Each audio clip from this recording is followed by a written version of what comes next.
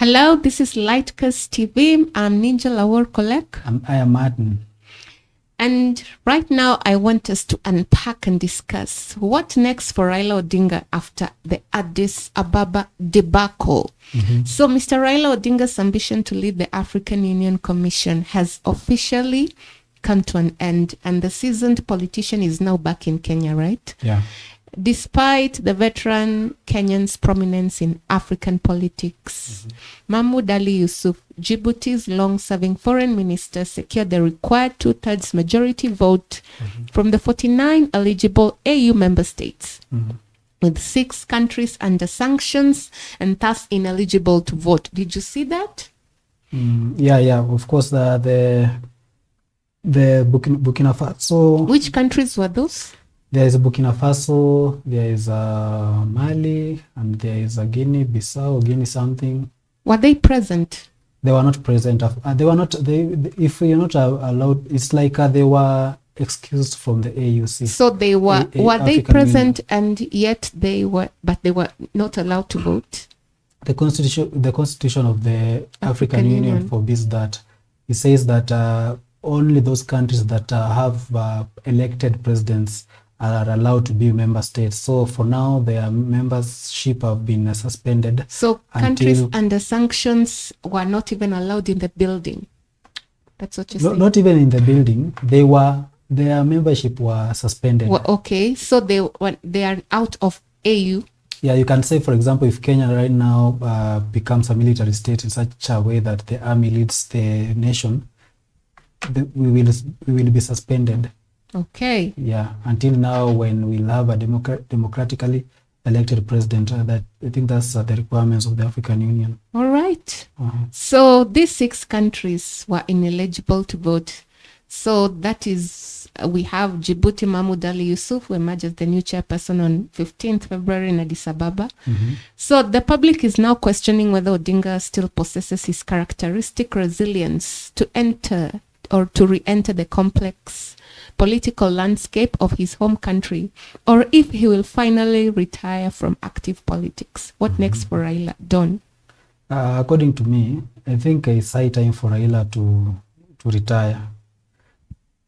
I think if he retire, I think the issue with Raila now is he should endorse a person, the person that he knows will serve the interests of Kenya, and the person he believes that is someone that cannot be compromised, maybe by the state and everything. So because he can't really forever. Kenyans should know that.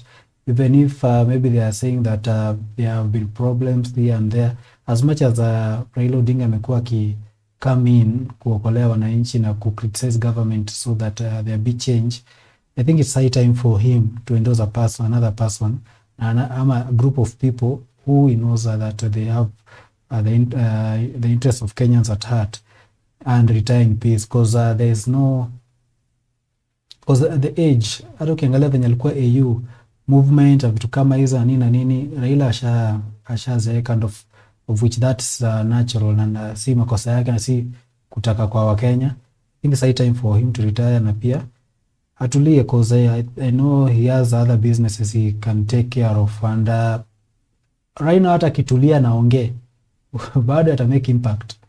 Akienda tu I cannot say Bondo ama wapi, akienda hata kwa nyumba yake na aseme kitu, people will be able to react to that, na kila kitu itakuwa poa once amesema kitu. So it's high time for him take a rest, na nini, which tumeona kumekuwa na a lot of politics, especially from the UDA side, wanting Raila Odinga to be kikuja kwe prime minister.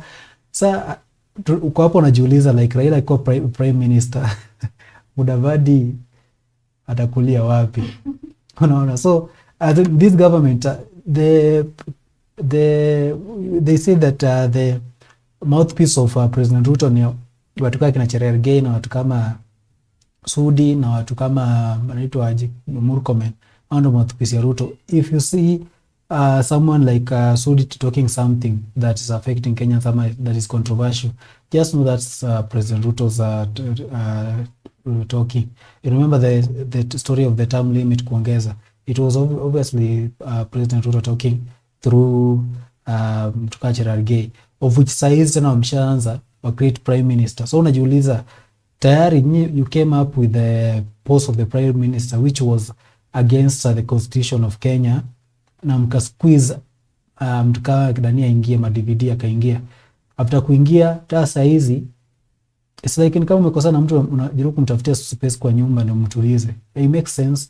I think it's high time for Raila to retire, and I always say that how he'll finish the race it determine the mark atawacha kwa Wakenya. You understand, if it's a good taste or a bitter taste, and leaving that prime minister seat that Ruto atakumpatia, it will be a heroic move among the Kenyans. Akienda pale kwa itisha press briefing aseme mimi sitaki mambo na prime minister, that's against constitution, people will say yenyewe Raila all along stood for the interest of Kenyans. So I guess akimake your move, it will be a boss move, na itamweleve to aje utaweza tumia itamekria wa Kristo, itamweleve to hiyo stage ya sainthood. Kama kuna kitu kama Saint Raila ita exist, I think it will be a good move. Na pia the ODM politicians should wanafaa watulie. Naangalia they just want to be in government like in wataka kuangalia what the cost or the cost they'll have to pay for, ama Kenyans will have to pay for them to be in those seats. If you see someone like Peter Kaluma anakuja na ana criticize Kenyans, nini mtake msitake Ruto ndio president, aftukaa hizo tuna sisi kama wajaga tutamsupport mpaka time fulani, that's being selfish. So that means that you are just in ODM, ama you are elected in that MP seat because of Raila. It's like you are now riding kwa ile fame ya Raila ndio upate ile seat. You are not standing for the interests of Kenyans as you initially claimed to be standing on. So ODM leaders, high time for you to be sharp. Na it's not even about ODM pekee, even other political parties zenye hata panao ziko against President Ruto. You should stand by your word na mkue kwa mserve interest ya wananchi, because there's no need of supporting something that you know is doing wrong. It's like being in a relationship na unaona your partner ana cheat na unaendelea kumchia on kwa sababu you feel that ukitoka kwa hiyo relationship uta lose ama utapata cheo ama utakuwa na say. So it's a time for Kenyan politicians to mature up na they stand up for what is right. Yeah, so I guess my take, Raila retire in peace na uache watu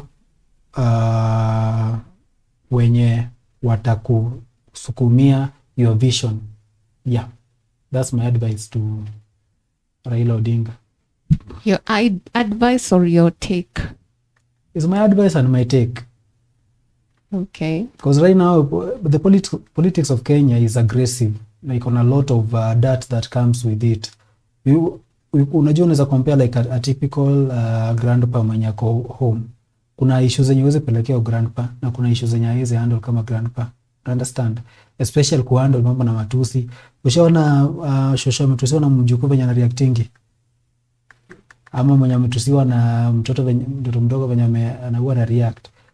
Cause kuna stages za kwa life nataka tu mtu atulie na mind to business yake, cause nataka aone like familia itabaki aje nikisha kama siko na vitu kama hizo, unaona. So I guess it's high time for Raila to stand with what is right. And right now pia kumekuwa na politics ya within the ODM party. Of course kuna wenye na support hii coalition between Raila Odinga na Ruto. There are people who are against. So kuna vitu zinafanyika hii Kenya saizi paka unaona paka does make sense.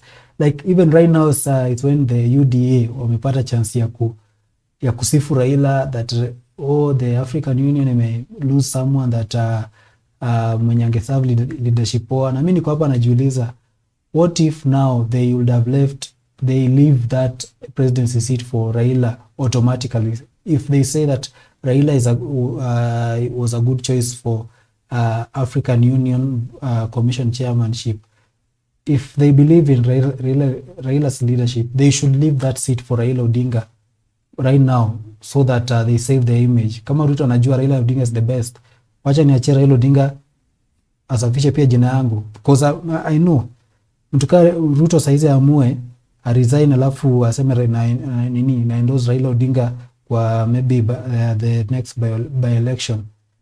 Hata kama watatamjua for a negative thing, kuna watu watabelieve Ruto was an honorable president, aliona inamlemea na akaresign na ikampatia points. Yeah, that's well, I guess around what you've said about the politicians, especially the UDA candidates who are actually lauding Raila Amolo Odinga for vying for the AUC seat. For me, I think it was very hypocritical, because you cannot tell me that the same person who castigated me, who demonized me, who spoke ill of me, and who didn't want anything to do with me, it's the same person who is coming back again to say good things about me. Even in the Bible, it tells us that be very careful, be wise as a snake, and be very calm as a dove. So for me, the politicians who came on board, I think they were just trying to be cordial and be to be seen as form of statesmanship in trying to laud and congratulate Raila Amolo Odinga. But why would you congratulate a person after he has lost? So I think it's something that maybe they didn't think that Raila actually would win, but they felt that since Ruto, who is our party leader, has decided to take Raila Amolo Odinga to AUC, then it is our mandate. It is our responsibility to support him. So I think they did it as a matter of responsibility, but it didn't come from their heart. So you could also see parts of Kenya did not support him. So it means that Raila remains to be an enigma. He remains to be a mystery to many in matters to do with politics. And as far as I'm concerned, he's developed a thick skin. He's gone through a lot. And AUC was just maybe a tip of the iceberg. But now moving forward to what next for Raila, I would not be surprised if he becomes the kingmaker for Ruto. That is in case they don't have a fallout, because there are many people who also foresee a fallout between Raila Amolo Odinga and Ruto just before the elections. You remember before 2002, before the elections, Raila Amolo Odinga had joined Moi's administration. Yes, the KANU. And then at some point, the memorandum, the MOU that they had signed, it seemed as if it did not come to pass, and Raila Amolo Odinga could not have it. And so he decided that he would not support Moi. And then that's when they formed the National Rainbow Coalition, and he acted as the kingmaker for Kibaki, who became the president in the year 2002. Now, here, it remains elusive. Nobody can tell. Even the spiritual people who are seen to be on the internet and are prophesying that this and this is going to happen. I think it's better we just watch and see how politics in this country is going to unfold, since right now we are looking at two premier individuals, Ruto and Raila, working together. So what we need to ask ourselves, or maybe something that we wait to see, how is Ruto's governance, politics and governance of this country, is it going to change? the way he manages the economy of this country, the social needs of this country, the security of this country.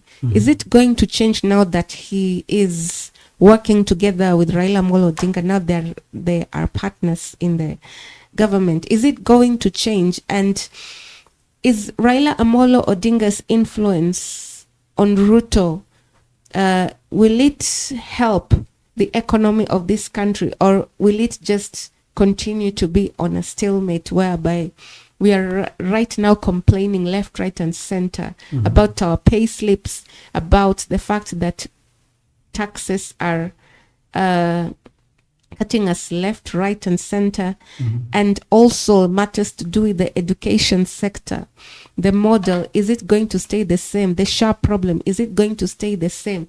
So these are some of the things that maybe the Kenyans are waiting to see, whether Ruto is going to change his tack in matters to do with his political administration, and whether he's going to continue his tough stance and chest thumping upon the Kenyan people who voted in him in 2022.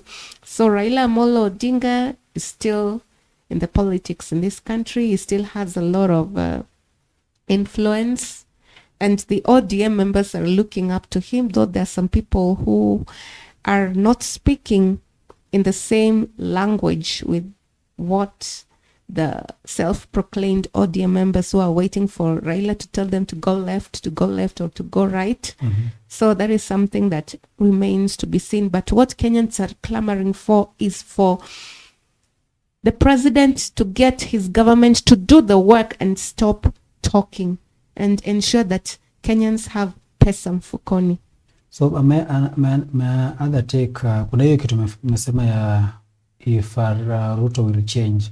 I don't think if Ruto has intention to change, because you see, like there are two armies kwa battlefield na mnataka hii war end.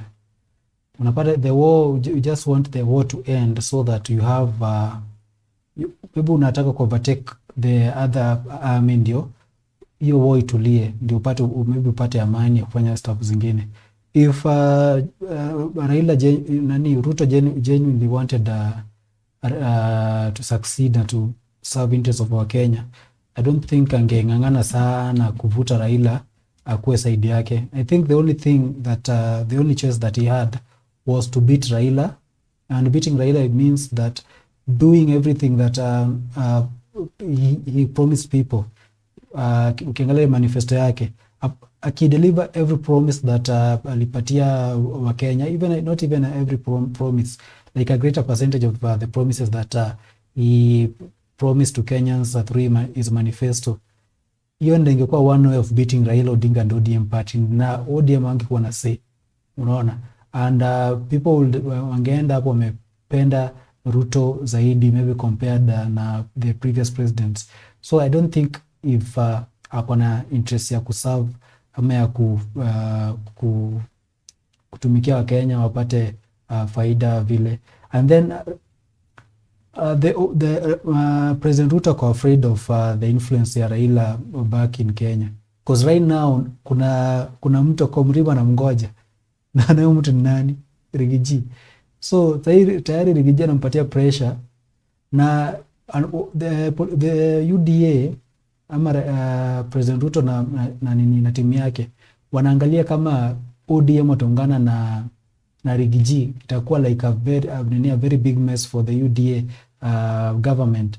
I think now that's why they are just blabbering and talking everything, like looking for every way possible for keeping Raila busy. I think even the push that you said for the Raila Odinga to get the AUC seat, of course it's selfish, because unapata time yote Raila ameweza kwa campaign. It's like buying time, because ukiangalia right now Ruto amekuwa president for almost 3 years. There is nothing solid he has done. It's just buying time. Nikiona kama wewe Raila anasumbua na nini na kubaia time, na kumake ukwe busy, na kubaia time na watu wako mpaka nifikisha tena place fulani.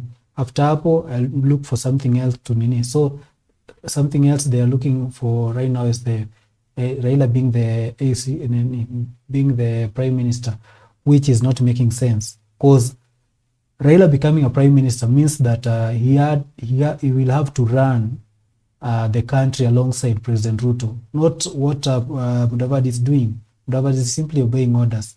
What Raila should do if just in case amepata hii prime minister post, akuwe ana make decision na akuwe na power ya kusack cabinet secretaries na power ya kudetermine certain policies kwa Kenya na vitu kaa hizo. And I don't think if that can work for the remaining 2 years, because if Ruto angetaka Raila kuwe prime minister, ile time election, after election angesema mimi tumeshindana na Raila hapa, but kitu naweza taka kufanya, nataka kumpatia post ya prime minister with power, so that akuwe able kudetermine na kurun the country as a co-driver head of state. So this whole issue of being prime minister and everything is not honest, and I guess a situation where by nani akiingia box, if Raila kuwa convinced na ingia kwa prime minister, atakuwa sabotaged, because Ruto ni mtu mwingine kichwa ngumu na Raila ni kichwa ngumu, so there's nothing that will happen in that government, considering Ruto has 2 years to go. Maybe if the UDA has intentions of kumfanya kuwe deputy or a prime minister kwa second term ya Ruto, but hii first term itaweza. Hata kama Raila atakufanywa kuwe prime minister with powers for those remaining 2 years, it will not make sense, na it will cause it a hurt legacy ya Raila vibaya, because if he becomes prime minister, atakuwa sasa ameingia deep kwa hii serikali ya UDA, na people will associate all the failures with him, hata kama aliingia 2 years ama 1 year. So that will not be a wise move for Raila Odinga to make, and those MPs that from UDA part should not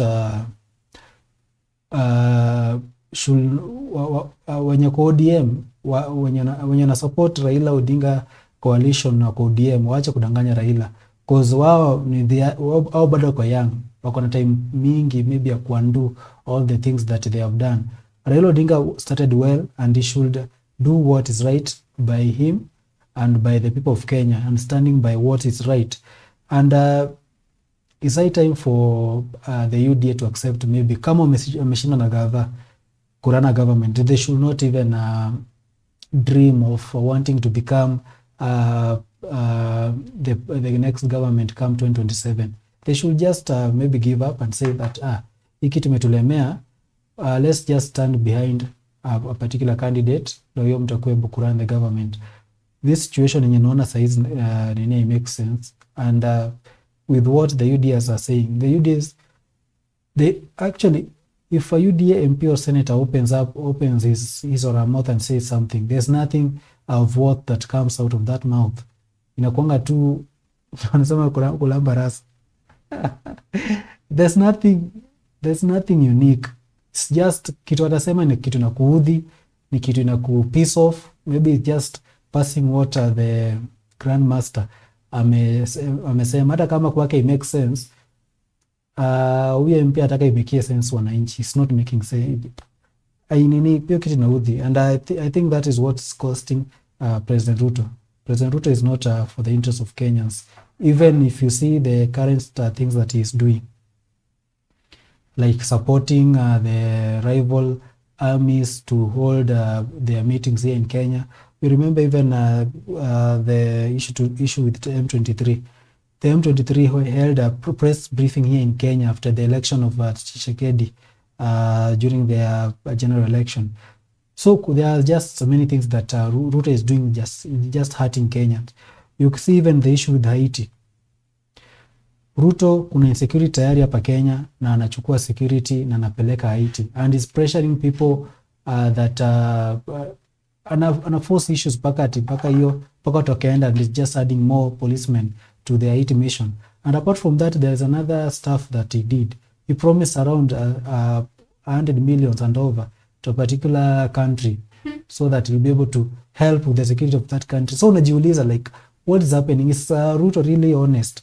Kama angekuwa honest place kama Kenya saizi, tungekuwa ni kama, it's like uko na parents kwa nyumba, wewe mwenyewe una need auende shule juu una parent amekwambia una school fees, auende shule juu una au kule juu ni hauna food, au dress vizuri juu parent hana pesa, but one of the same parents sponsoring other people huko nje, sponsoring other students huko nje, even to paka kwa university level.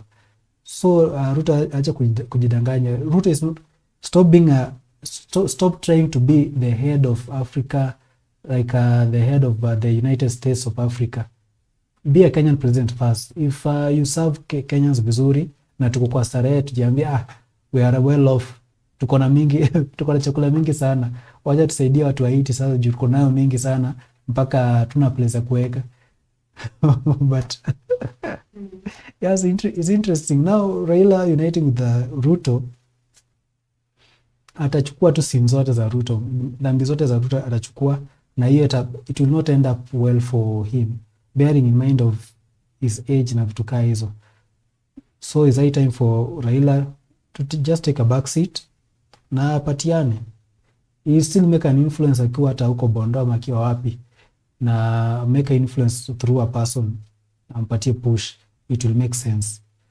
Just the same way that he did for Mwai Kibaki when Mwai Kibaki was involved in an accident during the campaign of the 2002 elections, and they ended up winning. I think he can do the same and endorse another person who knows has the interests of Kenyans at heart.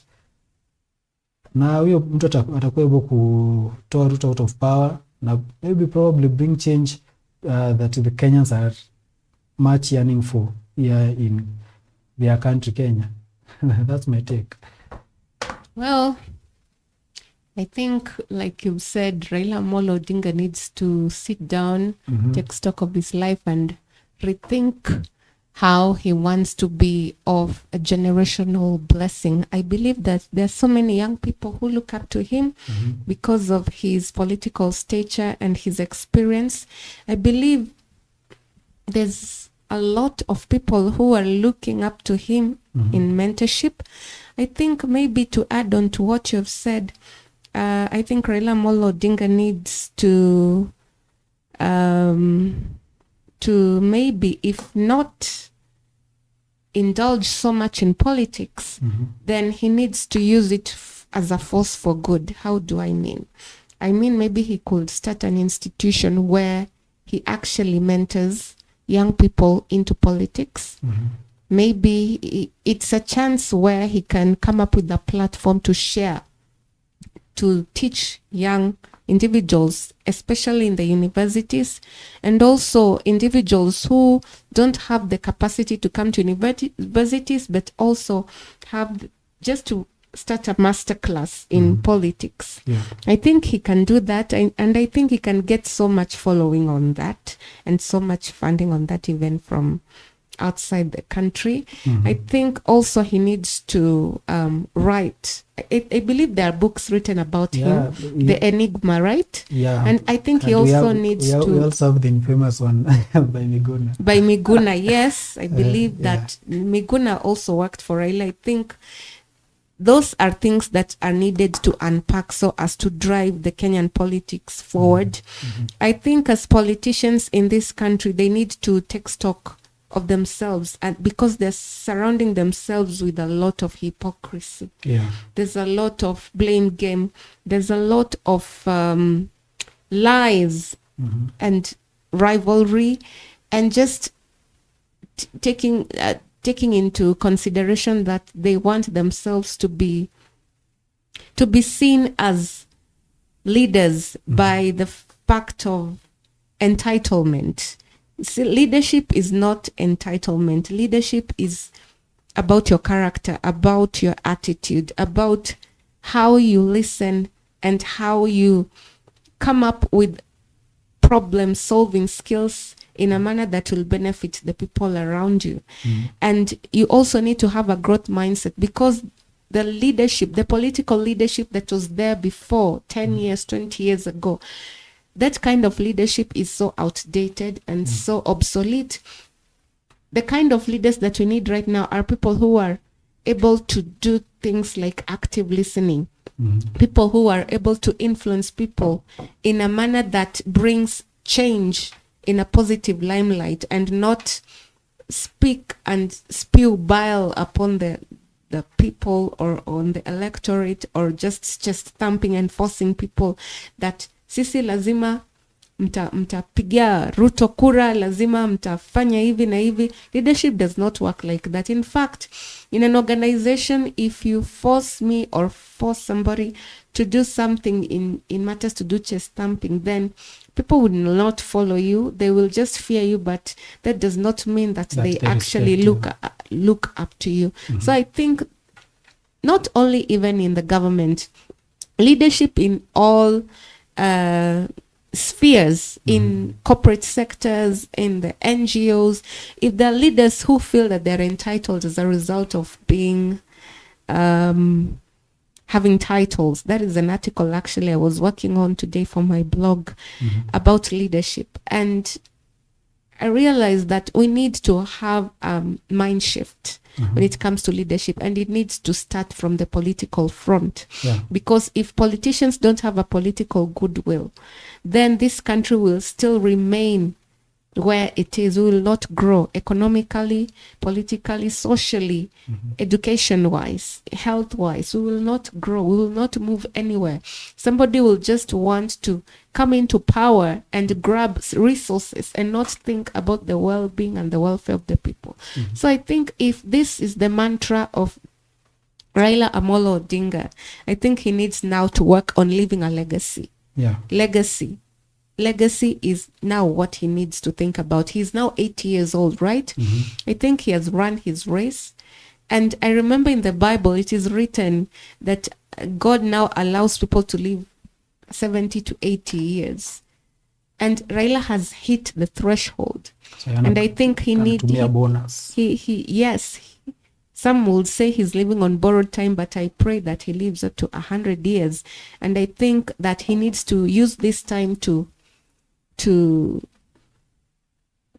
teach and to preach peace and to act as a diplomat and a Pan-Africanist, and just to be invited in speaking engagements and teach people the importance of coming together as one in matters to do with our country's well-being. And I think you've said the issue of teaching people.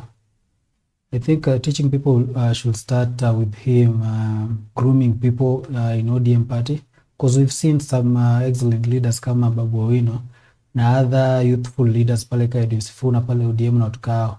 I think they should be the first students for them. Unajua kuenda kufunza watu like useme kuna watu nimefunza kama Babu Owino na Sifuna, they are good leaders na watu kama hao, and he should not neglect them for watu kama kina Sakaja who are not for the interest of Kenyans and who are just wako incompetent, and they don't have any knowledge of how to be how it means to be a leader.